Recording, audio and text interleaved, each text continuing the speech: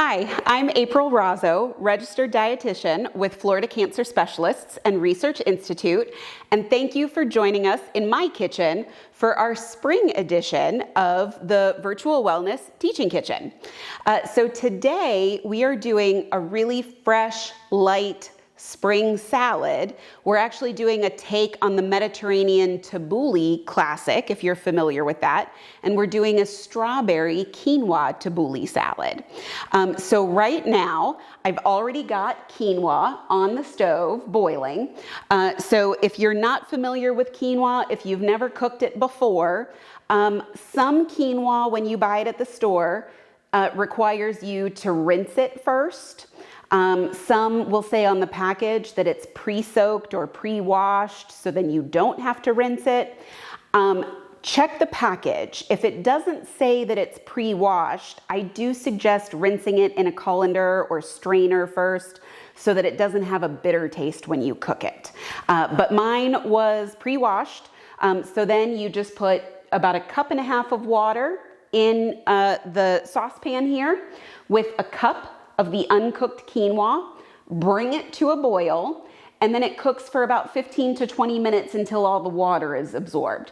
So we've got a timer going. We've got just over 12 minutes left for the quinoa to cook.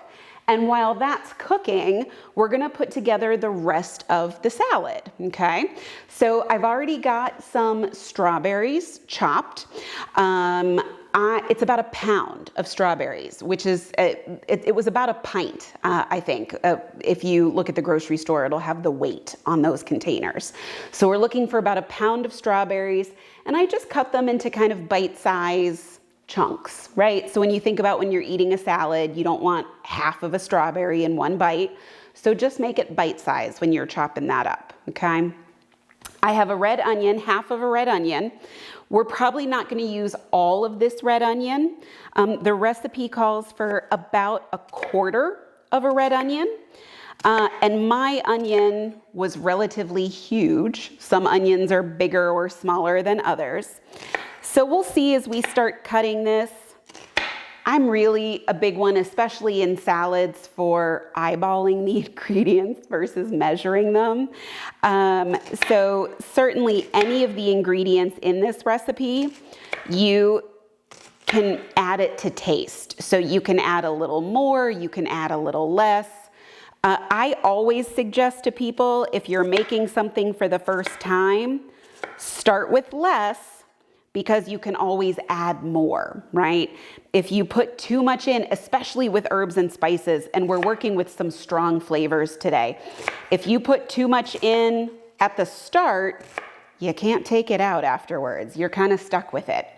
And the first time that I made this recipe, I used the full amount, which the original recipe, it's from a blog called Feasting at Home, if you're interested. The original recipe called for a full cup of parsley and a full cup of mint, fresh parsley and fresh mint chopped. And that's what I put in. And it was a lot for me. It was really strong. It was pretty heavy on the herbs. So this time around, we're going to use a little bit less of those herbs. I also found that once you put all of the salad ingredients together and let it sit overnight, those flavors get even stronger. They kind of marinate together overnight. So even if you taste it that first day and it seems like it's not very much, wait a day, okay? Taste it the next day, and then you can make adjustments if you want to. You can always add more herbs later. You can add more salt and pepper later. But give it that day to kind of see what it needs, okay? So we've got our onion in there. Now we're gonna add a diced cucumber. We might do a second cucumber. We're looking for about 2 cups of cucumber, okay? Now, you can do it a slice at a time and kind of quarter it so that you get these nice little cubes. The other way to kind of make your life a little easier is go ahead and cut those cubes into your cucumber as a whole, okay? And then when you slice it, it's already done for you. So it goes a little faster than doing each individual slice. Okay, so we're gonna cut this cucumber. I have a second cucumber out just in case we decide we want a little more. We'll see how much this gives us, okay? And I think we probably are gonna use that second one. Yeah, we're gonna go ahead and do the second one because this doesn't really look like 2 full cups, okay? So let's get that in the mix, okay? Now, we are using fresh herbs, fresh parsley and fresh mint, as I mentioned in this recipe. Some recipes, if you've been with me before, we've talked about herbs and spices before, that some recipes you can get away with substituting dried herbs, ground herbs, and you just use a little bit less because dried or ground, the flavor is much stronger. It's a little more potent. So you would kind of cut the amount in half. In this particular recipe, the whole point of the recipe are those fresh, vibrant herbs. So I'm not sure that I would recommend going the dried herb route if you're gonna do this salad. I would go ahead and spend the money on the fresh herbs. And you don't have to get the giant bushels of herbs that are in the produce section. They sell them in the smaller plastic containers, which is what I got. So I got some Italian parsley and I got some mint. It is cheaper if you buy the bulk herbs, but it's also a lot of herbs that I may or may not use in the next week before they wilt and go bad. So I think I spent an extra $1 to make sure that I didn't throw away a bunch of herbs, a bunch of food. But totally your choice. You have those options in the store, okay? Again, for this recipe, if you don't do the fresh herbs, you're missing the color, you're missing the vibrancy of the salad. So I think it's worth it for this one, okay? So we've got the rest of our cucumber chopped. We're gonna add that to the salad. And then we're gonna go ahead and chop the herbs, okay? I'm gonna get these seeds and everything out of the way. I am also gonna dry off this cutting board a little bit, because when you're trying to chop herbs on a wet surface, it's challenging, right? The herbs start to get a little wet and mushy and sticky and it just doesn't go very well. So we'll just dry that off a little bit. Now in this bowl, I've got both the parsley and the mint, okay? And you can see I've got maybe a full cup total of both the parsley and the mint, because when I did a cup of each, it just was a little overpowering. It was a little too much for me. So again, I would start with less, see what you think of it, because you can always add more later. To a certain degree, you want to use enough because these herbs are providing the bulk of the flavor in this recipe. There's not a lot of salt, there's not a lot of other ingredients providing all the flavor, right? So we're just giving this a rough chop. I don't need to dice it into tiny fine pieces, but you don't want a giant mouthful of mint or parsley either. So we just want to kind of chop it up into smaller bits, okay? And move it around to make sure you get everything. Okay. Now, I love this salad for a couple of reasons. In the spring, when strawberries are in season and they're so juicy and ripe, this is a really great way to utilize that strawberry flavor, that fresh strawberry flavor. Strawberries, any berries, are a great source of antioxidants, so they're great for your health, your immune system. You could take the strawberries out of this recipe. You could use blueberries if you wanted to, if you like those better. So that it's a great way to showcase some fresh fruit in the spring. I also really like this recipe because it uses quinoa. And quinoa Technically, it's a seed. It is not a whole grain. People call it a whole grain because we use it like a whole grain. So we use it like rice or farro or pearl barley. It cooks the same way, but technically it's a seed. So you can use it instead of couscous or rice or any of those grains we just mentioned. And it's a complete protein source all on its own. So this dish stands alone without having to add chicken or shrimp or meat of any kind, because the quinoa is providing all of your protein in this recipe. So it's great for vegetarian. The recipe as is also vegan. There's no dairy, there's no cheese in the original recipe. I'm gonna add a little bit of cheese. I'm gonna add some feta cheese just because I like the flavor, I like the saltiness. I think it pairs really well, but you don't have to. You can keep this recipe completely vegan free, or completely vegan. So it's dairy free, there's no eggs, there's no gluten, there's no allergens in this recipe, basically, okay? So we've got our herbs chopped up. I'm gonna add, you want 2 to 3 tablespoons of lemon juice, okay?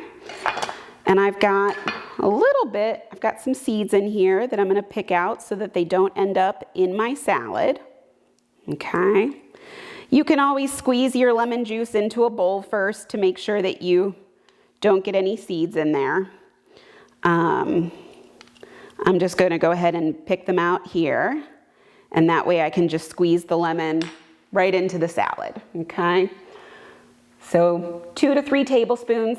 My lemon is pretty small, so I'm gonna use the whole lemon, okay? If you have larger lemons, you could start with just half of a lemon. I think there was another seed in there. I'll find it, right?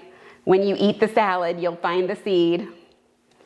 Okay, so next we're gonna add that feta cheese that I mentioned. Now, if you do wanna add some cheese, again, start small, 1/4 cup, okay? Especially with a strong cheese like feta or Parmesan, it packs a lot of flavor. You don't need to use a ton of it. So I'm gonna start with about a 1/4 cup of feta. I'm gonna go ahead and you don't need to dump the whole bowl in your salad, okay? And again, this is optional. I have some toasted sliced almonds. You can toast, it's really easy to toast nuts. If you've been with me before, you've probably seen me do it. I put about a 1/2 cup of almonds in a oven-safe skillet, set the oven to 350 degrees, and put the whole skillet in the oven. It takes about 20 minutes for the nuts to start to toast. You'll smell them. That's how you know they're done, okay? And the reason I toasted them, it just brings out more of that deep, nutty flavor. It's just gonna add more flavor to the salad, okay? So I'm gonna dump that in as well. And we have about 15 seconds left on the microwave. How convenient is that, okay? So we're gonna check our quinoa. I'm also gonna add, just as that's finishing up, some fresh cracked pepper, okay? If you're measuring it, maybe a 1/2 teaspoon, 1/4 to a 1/2 teaspoon, okay? Again, I tend to eyeball things when I cook, and you can always add more later. There's about a 1/2 teaspoon of salt in this recipe, okay? So a 1/2 teaspoon, all right? And you don't really, especially if you're adding cheese, you don't really need more than that because the feta cheese is really salty. So if you're not putting any cheese in it, you may consider adding a little bit more salt. I would wait until the next day, see what you think of it. But you may consider adding a little bit more salt if you're not doing the cheese, okay? And you can see here our quinoa. There's no more water. All the water has been absorbed, okay? So I'm just gonna kind of fluff that up a little bit. And we're gonna add it to our salad. Just dump it all in. You might notice, if you remember, I started with 1 cup of uncooked quinoa. It expands just like rice or pasta as it cooks and absorbs all that water, okay?